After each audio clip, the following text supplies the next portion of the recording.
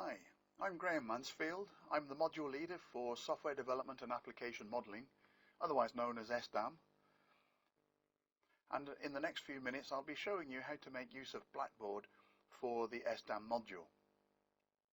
I'm one of several people on the team, and we're all very happy to be working with you to help you learn how to develop software and to model applications. So please do make use of us. For now, let's take a look at how to make use of Blackboard. To access Blackboard, you could just type blackboard.staff.ac.uk, or from the university homepage, you can go to Current Students and then take the link to Blackboard. It'll sign you in, and if it asks you for a username or password, put in your university username and password. Then come down to Courses, perhaps taking a quick glance at the activity stream where you can see the recent things that have happened on the modules for which you are registered. And in Courses, you will find a list of the modules for which you are registered. Now, I've got a lot in here because I'm registered on a lot of modules, but you'll only have a few. The one that you'll pick is probably this one here, Software Development and Application Modeling, for this year in Stoke. And you'll land on the module information page for SDAM. This will eventually be a link to the video that you're now watching. And you'll also have other information such as the module descriptor. Now if you click on there, it'll open up another window and will show you the details of the module specification, such as the learning outcomes and the assignment overview. If you click on the module handbook, it will take you to the module handbook for this year for this module. And amongst other things, as you scroll down, you will find a list of the tutors that are going to be teaching and therefore supporting you on this module, a list of the learning outcomes, how you're going to learn, and the topics that we are likely to cover. Now, one of the things you're going to have to please take special note of is the fact that this is going to be mostly an online experience for the first term, and who knows what will happen after Christmas. So just keep an eye on things, please, and watch out for any emails or announcements that will give you some more information. The other thing that you'll find in module information is the student handbook, which is a university handbook, so please take time to read both of these handbooks. I mentioned announcements just now. Those announcements will be listed here. Any that we make during the course of the year will appear down here and you'll see them. They'll also feature in my announcements on the module homepage here, along with things that are new. If you need to contact any member of staff that is teaching on this module, then staff contact details will give you the list and their contact details for each tutor on the module. I'm the module leader. My email address, phone number, when we're back on campus, that's my office. And you'll notice that there is an invitation in terms of office hours to email for an appointment or to come to my drop-in sessions on Mondays 12 till 12:45, unless of course the timetable changes, so always come back to here to double check on that, and then follow the link to access my drop-in session on Microsoft Teams. And you'll see all the other tutors that are on here, and in due course they will also put in the details for their drop-in sessions. We'll come back to the online meeting rooms in a few minutes. First, let's take a look at the learning materials, only for semester 1. In due course, those for semester 2 will also appear in this menu. When we go into the learning materials for semester 1, there's going to be a lot of other information that will appear here. But for now, how to download, install and set up PyCharm, which is what you'll need to do before you start studying this module. And that is the software that we're going to use to write our Python programs for this term. There's also a little note here that the learning materials, which will appear underneath here, are going to appear week by week on the Thursday before they are needed.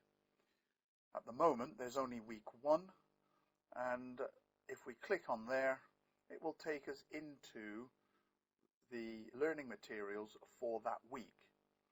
And at the moment there are no links to any of the learning materials, but they will be there by the time we start the course.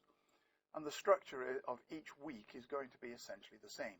A lecture with some slides, PowerPoint presentations, any code that is demonstrated in the lecture, and we intend to put up a recording of the lecture as well. The practical tasks are listed underneath, and there will be a worksheet that will contain lots of tasks for you to do each week, along with potentially any downloads that are needed for any of those tasks. So week by week, that is what you will see. It'll have the same structure, and all the weeks will appear one after the other down here. So whenever you start a week's work, you come into the learning materials section and find the work for that week and work on it. When you want to look at the reading list, you click on here, which will take you into the reading list for this module. You don't need to buy these books, but you might want to take a look at them in the library, and very often the information we provide in the lecture notes are sufficient. And don't forget, you can always get in touch with your SDAM tutor for any other assistance. When it comes to doing the assessment, that will appear in the assessment section. At the moment there's just an overview of what assessment there will be. When you want to see what your grades are and the feedback associated with those grades, you can click on here, and towards the end of the module we'll ask you to complete a module feedback survey that will help us to continually improve the module.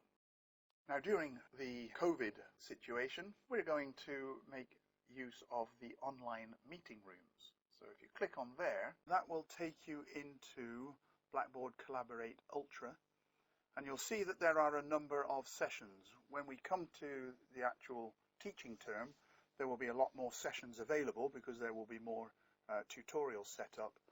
You'll see at the top of the list we've got the lecture room, which at the moment is Tuesdays 9 till 11.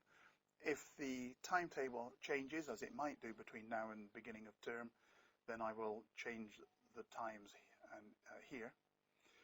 And then you've got a whole load of practical sessions. We're going to go into this one in a moment. There will be one of these per tutorial group, and at the moment I've got Group B and Group D set up. In addition, for the first 4 weeks, there's a session for all groups with all tutors, and we'll talk more about that in a different video. Now, to go into a room, we click on the room that we want and then click Join Session. Now, I've already done that, and in a separate tab we will find this kind of setup, and we've got Jan there. Now, Jan's a participant because at the moment she's in student user mode. And Jan, if you turn on your microphone by clicking on the icon at the bottom here, you should be able to say hi. Hi, Graham. Hi, Jan. Right, now you're also able in the tutorial rooms to click on the video icon. So Jan, could you do that, please? And there's Jan's video. Hi.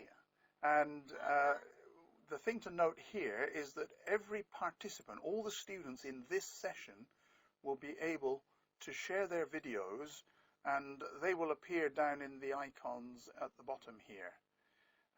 And we'll be able to see, everyone will be able to see everybody. So generally, we won't want to have the video turned on because that will potentially hit the bandwidth. And usually at the beginning of a session, we won't have the microphones on either. And then anybody who needs to talk at a given time can turn on their microphone. Now, to share your screen, which you might want to do from time to time, you'll need to click on the Share Content. But at the moment, if Jan tries that, what happens? It outputs a message, nothing is shared. Presenters and moderators may share content. Okay, thank you. Now, that's because Jan, at the moment, is a participant, and participants cannot share their content. So I'm going to click on here and make Jan a presenter. And now, Jan should be able to share content. She'll go into here. She'll then select Share Application Screen, and then choose Entire Screen. So click on there, and then the Share button. And when you do that, Jan, what happens? And there's sharing your application / screen. And I presume you selected Entire Screen, didn't you? And you'll notice that there was an infinite recession there, because my screen is showing Jan's screen, which is showing my screen, and so on. So she's just clicked on my icon at the bottom of the screen here, so that it gets rid of the recession. And as you can see, Jan can see me. If you switch to pie chart, Jan, I can now see Jan's pie chart. And she's got a problem there. So it might be that she wants to contact me and ask for some assistance. So by sharing her screen, we can see what the problem is. And I can say, oh yeah, Jan, you're missing some brackets here. So you need an open bracket and a closed bracket. If you'd like to put those in, please. And the problems go away. And that's the end of the consultation. So Jan could then stop sharing, which means that her screen is no longer visible. The thing about this is that everybody in the room is going to see Jan's little errors and the interaction that I have with her. And that isn't necessarily desirable. And so we can make use of the feature called a breakout room. Now I'm going to click on Share Content and then go into Breakout Groups. Well, what we can see here is that at the moment, Jan and I are both in the main room, and we can set up other groups. I can set up as many groups as I want. And so one of the things that we're going to do during the practical sessions is give you an opportunity to work in small groups of 2, 3, or 4 students, so that you can work together on a problem and feel like you're actually in a learning community, even though we're having to work online at the moment. So what I'm going to do is to move Jan into group 1, and then when I click on Start, she's going to disappear from the main room. And what I'd like you to do, Jan, is to recite a nursery rhyme and just keep reciting it until I join you again. So if you'd like to start reciting and just keep going for a while. Jack and Jill went up the hill. Okay, so you'll notice now that I'm still in the main room, Jan's still talking, and she can't hear me. If I say to her, Jan, please raise your hand, by clicking on the raise hand icon, she's not going to do it because she can't hear me. So what I'm going to do now is to go and join her in that room.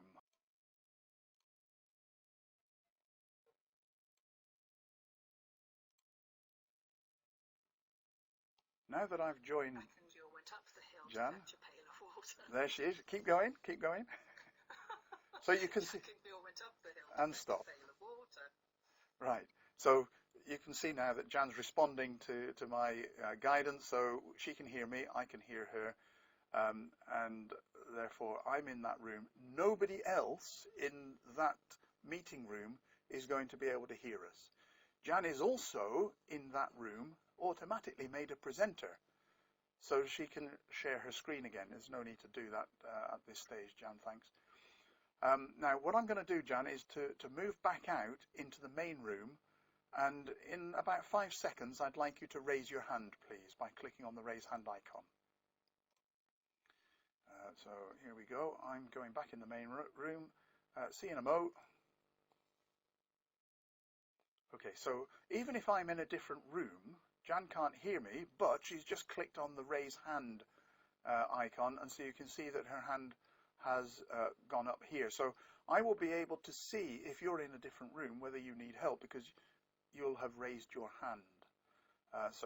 And when she's raised her hand, that means that I will need to go back into that room to speak with her. And I can say, hi Jan, I can see you've raised your hand. Hi. What's your problem? And then we can sort things out. And then I'm going to lower Jan's hand. There we go. And that's how we'll use the breakout rooms within the tutorial. The entire tutorial will not be just working in small groups. At the beginning, we'll probably have some tutor-led demonstration to help you understand some of the things that you need to do during the practical session. Then you'll have an exercise, or maybe 2 exercises to do in small groups in the breakout rooms. And then you'll come back together into the main room, and that will be done by just clicking on the button here. And that moves everybody back into the main room, preserving the permissions that were in place before moving off into the breakout rooms. So let's put Jan back to participant mode. Then we can have some more work together or discussions on common problems and so on. So these breakout rooms are going to be really useful for us. Okay, thanks, Jan. If you'd like to click on the burger menu at the top left, and then at the bottom of that, leave session, that will take you out of the session. See you later. Okay, so there's a quick tour of Blackboard for SDAM. We look forward to working with you, and we'd like you to make sure that you have installed PyCharm before we begin the module. Remember, you can always get in touch with us by email or through our drop-in sessions. See you soon.